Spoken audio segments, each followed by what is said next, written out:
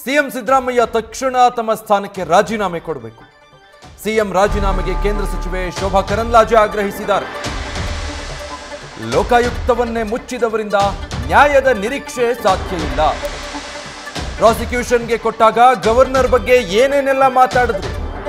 ಭ್ರಷ್ಟಾಚಾರದ ಪಿತಾಮಹ ಸಿಎಂ ಸಿದ್ದರಾಮಯ್ಯ, ರಾಜೀನಾಮೆ ಕೊಡಿ ಈಗ ಅಂತ ಕೇಂದ್ರ ಸಚಿವೆ ಶೋಭಾ ಕರಂದ್ಲಾಜೆ ಸಿಎಂ ಸಿದ್ದರಾಮಯ್ಯ ವಿರುದ್ಧ ಕಿಡಿಕಾರಿದ್ದಾರೆ.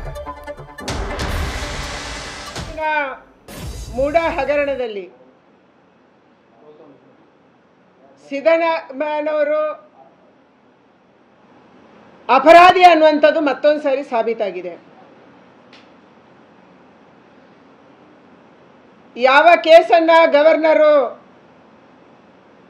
ಪ್ರಾಸಿಕ್ಯೂಷನ್ ಮಾಡಬೇಕು ಅನ್ನುವಂಥದ್ದನ್ನ ಹೇಳಿದ್ರು, ಅದನ್ನ ಕರ್ನಾಟಕದ ಹೈಕೋರ್ಟ್ ಇವತ್ತು ಎತ್ತಿ ಹಿಡಿದಿದೆ. ಗವರ್ನರು ಪ್ರಾಸಿಕ್ಯೂಷನ್ಗೆ ಪರ್ಮಿಷನ್ ಕೊಟ್ಟಾಗ ಯಾವ್ಯಾವ ಮಾತನ್ನು ಹೇಳಿದ್ರಿ ನೀವು?